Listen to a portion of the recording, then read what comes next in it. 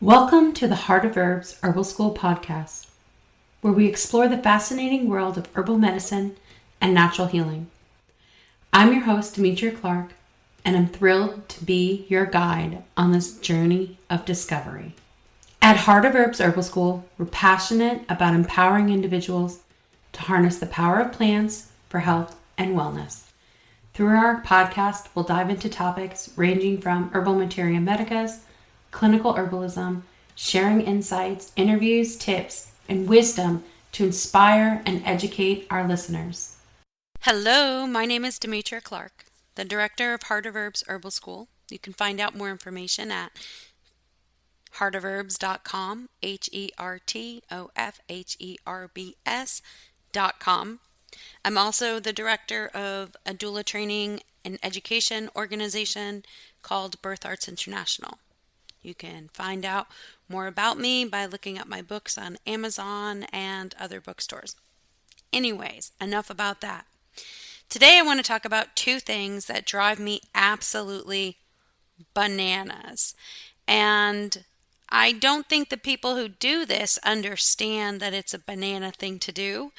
I just think it's something that we really should talk about and shed a little bit of light on, because as our industry grows and it's being seen as a cash industry, I mean, this is a multi-billion-dollar industry. Herbalism, herbal products, herbal education, herbal consultations, herbal practices, herbal clinics. As this grows and becomes something that's more viable in the ways of business, we need to make sure that we talk about issues that we're not always shedding a light on. So today I'm going to talk about two of my biggest herbal pet peeves. So I'm going to be frank, I'm going to share examples, and I'm going to try to do my very best to do it in a way that isn't hurtful. And if you have found that you've done these things before, don't be unkind to yourself. We all get overexcited when we're first starting our herbal journey, and the reality is that sometimes we do silly things in our overexcitement. So if I say one of these pet peeves and it's you, don't take it personally. It wasn't meant to be that way. Okay, so my first pet peeve is one that I've had for probably almost 30 years now. And it's one that I try to talk about with my students and in workshops when I'm doing workshops. Often probably won't see me at a lot of herbal events. And this has nothing to do with my pet peeve. I just figured I would share with you. Students often ask me, like, why aren't you at this event or that event? I'm actually kind of a shy person. And so it can be hard for me to psych myself up to go to those kind of events. So I'm sure it's negatively impacted my career because people don't actually know me. People always be like, oh my gosh, you're so funny in real life, or you're so this in real life.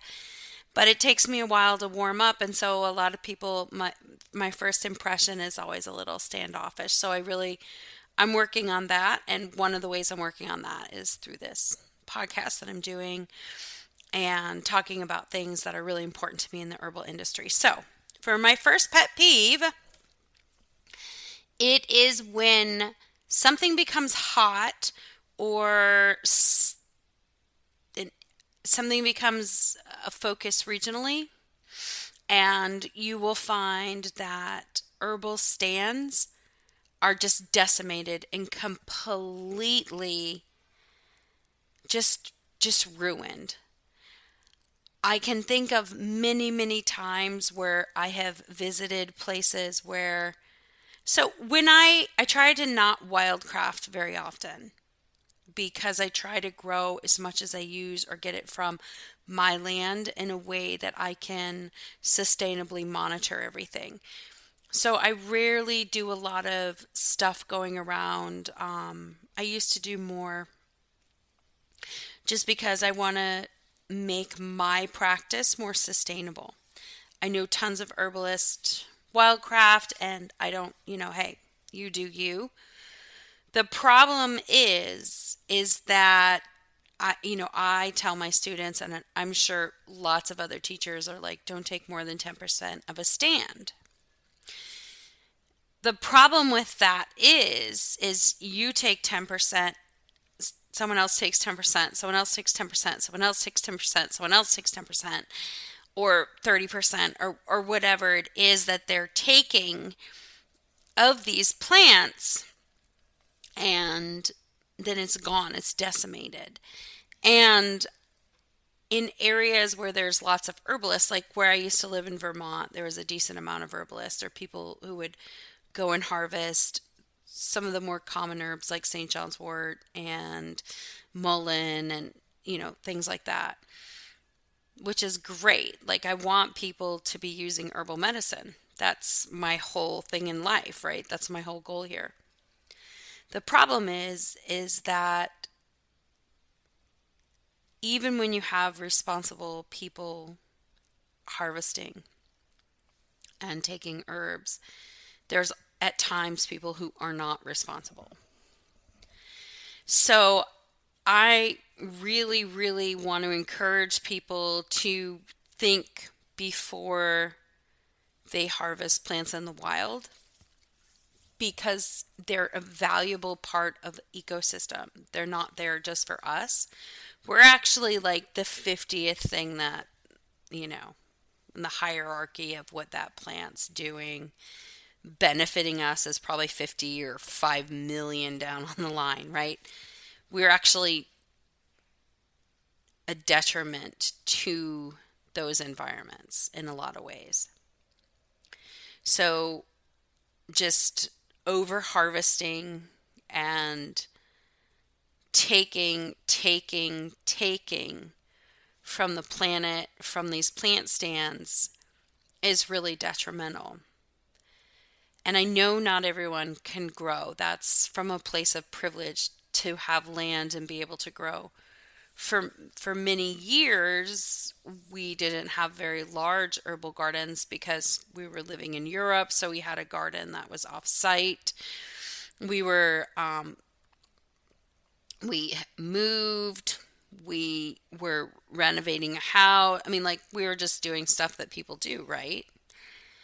And so it really became a conscious effort for me to, even on a small scale, grow as much as I could, or to purchase herbs from ethical growers, wildcrafters, etc.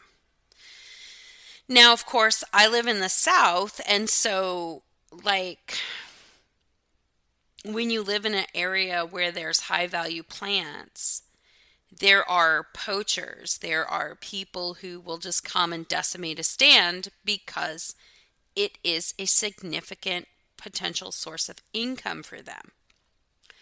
So, as herbalists, we need to really think about how we're doing this and to educate everyone around us and to talk about how some of these plants are perishing from overharvesting.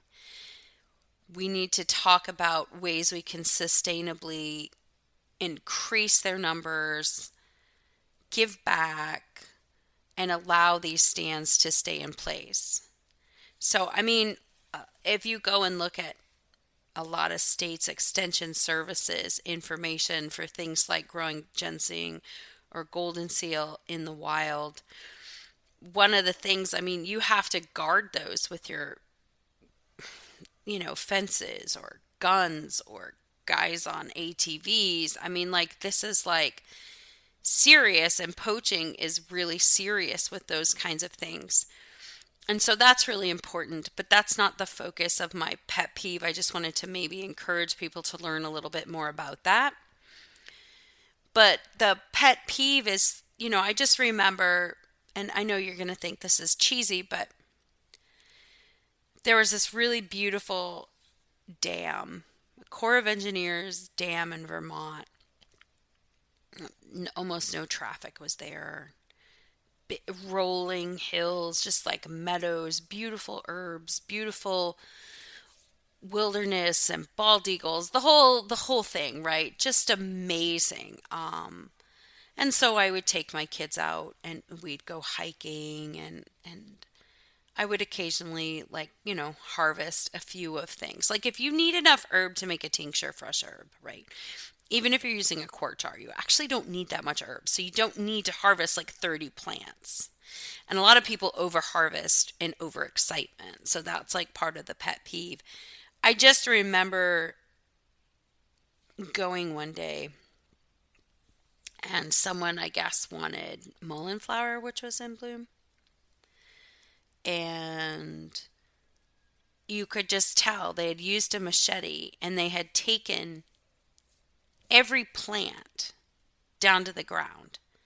So they were probably just pulling the whole stalks, right? Because it's easier. Then you can sit at home and you can pull the flowers off. There was probably 80 plants that were just completely, stems just chopped, boom, boom, boom. And it's something you'd have to do with like loppers or machete, right? And I just remember looking at that because a small jar of, if you were making ear oil for your family, right? How much do you need? A little jam jar, right? You don't need a gallon jar unless, of course, you're selling it. And I just remember just being like, what the hell? Like, what is the point of this? Just to completely remove everything in this little hillside. And it wasn't like it was the county came in or the state came in and mowed. It wasn't anything like that. The grass was still waist high.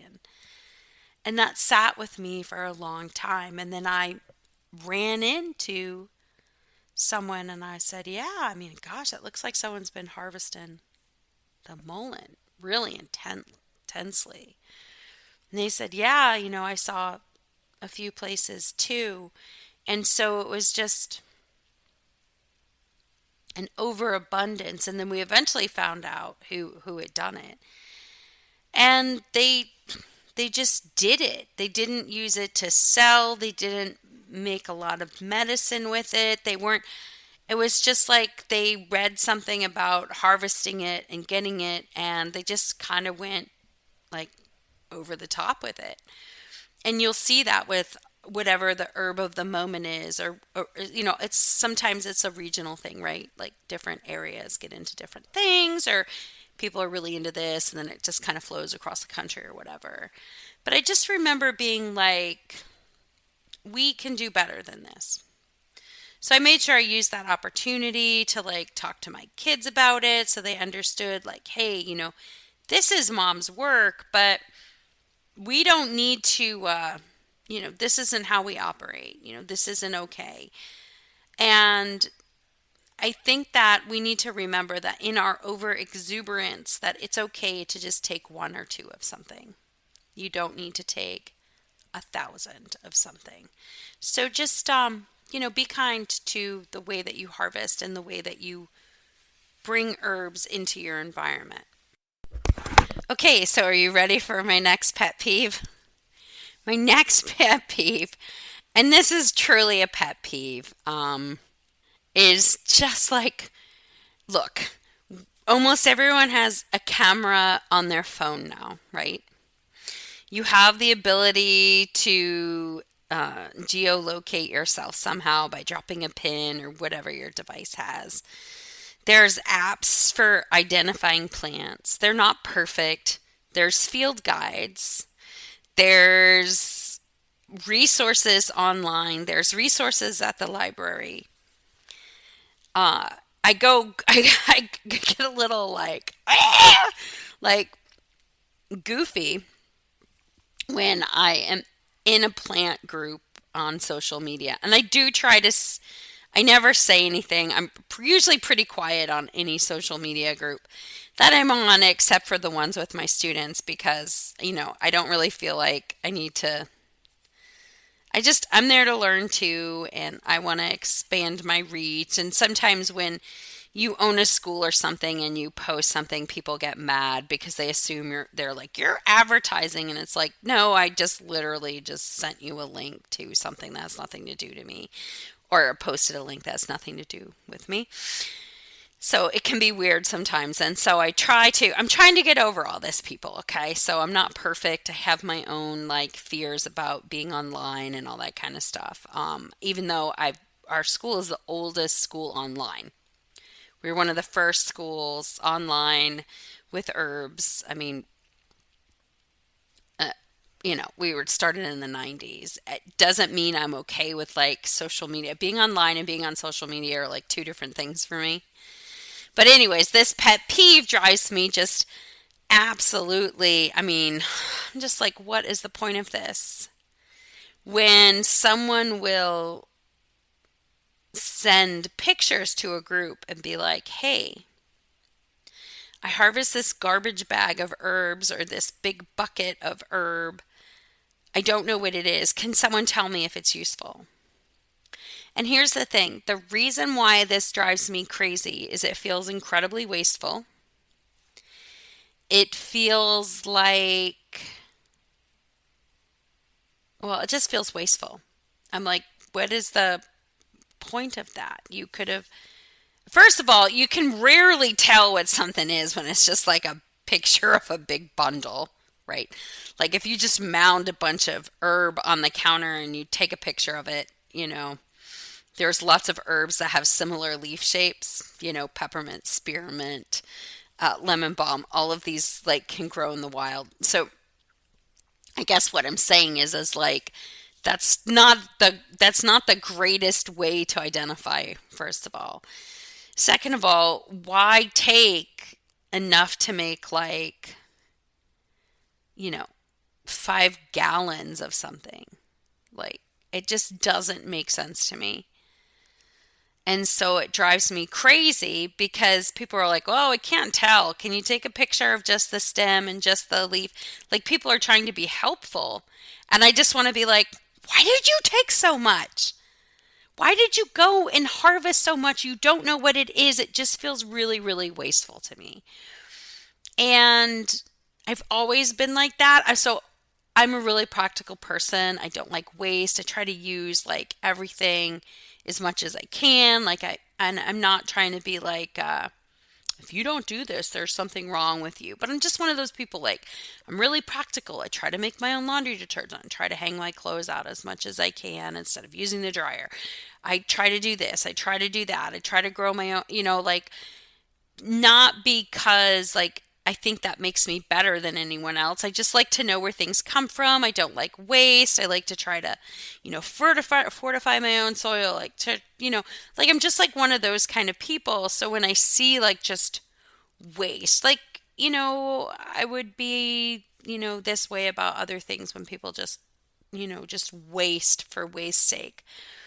And so I don't quite understand that. And so for me, that's a big pet peeve. Like I don't want, you know, people to feel like they can't harvest herbs or they shouldn't harvest herbs. I'm just saying like maybe we should tone it down a bit and not try to like harvest massive amounts of things that we don't even know what it is. So those are my pet peeves. And the reason why I came up with the pet peeve one is I noticed no one else had an herbal pet peeve thing, or at least that I've seen. And I think pet peeves can be ways that people can share about things that they want to change. And so for me, it's a mindset. Like I would really love the mindset around herbalism to change, and or maybe not change because there's nothing wrong with lots of the herbal world. That's not what I'm saying. Just maybe the way that we introduce people to herbalism or talk to them about how to harvest and become one with the plant and connect with the plant, like maybe just being like, hey, let's only harvest one or two, being good examples to the people around us. So when someone's, because people see like people harvesting these huge amounts of plants, they don't know what it is, right? So they just think that's normal. And so maybe normalizing respect and less, like you can get more abundance from less. People can answer your questions with less. Less is often more when it comes to herbalism and respecting the planet. And so that's why I decided to do this pet peeve thing, because those are two things that'll just make me go, "Ah," grumble, grumble, grumble. And so I thought, okay, well, this is kind of something that I'm sure we've all been guilty of, right?